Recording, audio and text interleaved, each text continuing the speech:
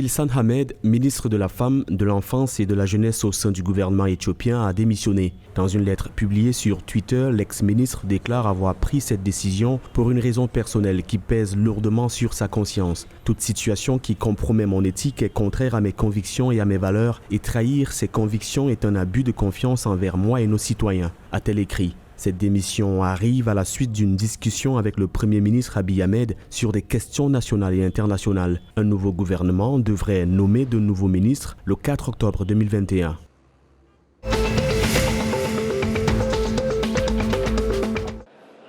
Au moins 40 Afghans sont entrés au Soudan du Sud sans suivre les procédures légales requises selon les autorités d'immigration du pays. C'est ce qu'a déclaré le général Atem Marol qui dirige l'immigration. Il a précisé que son bureau a remarqué qu'il y a des Afghans qui sont entrés dans le pays sans connaissance des procédures à suivre. À cet effet, il demande aux citoyens de coopérer avec les réfugiés et de leur fournir l'accueil nécessaire. Fin août, l'Ouganda est devenu le premier pays africain à accueillir des réfugiés afghans après que son ministère des Affaires étrangères a confirmé avoir reçu 51 personnes évacuées.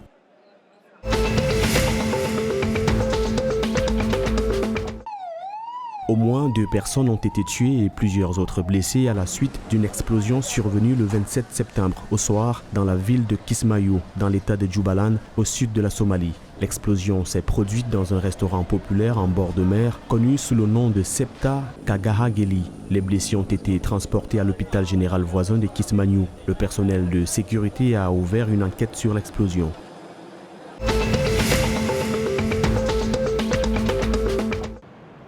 South African Airways et Kenya Airways annoncent leur intention de stimuler une croissance durable et rentable. L'accord conclu entre ces compagnies aériennes permettra de partager des installations sur les routes et la maintenance de la flotte. Le directeur général par intérim de la SAA, Thomas Ngokolo, a déclaré que la coopération avec Kenya Airways devrait servir de base à la création d'un groupe aérien panafricain. Cet accord, a-t-il ajouté, s'inscrit dans le cadre des plans de South African Airways de déployer à nouveau ses ailes sur le continent africain.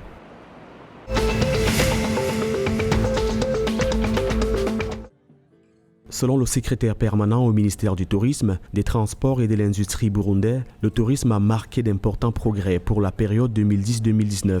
Il a tenu ses propos dans un communiqué publié à l'occasion de la Journée mondiale du tourisme, célébrée tous les 25 septembre. Conscient de l'importance du tourisme, le gouvernement du Burundi a montré sa volonté politique de développer ce secteur en mettant en place la stratégie nationale de développement durable du tourisme, qui est aujourd'hui sous évaluation à mi-parcours pour une meilleure adaptation aux réalités nationales.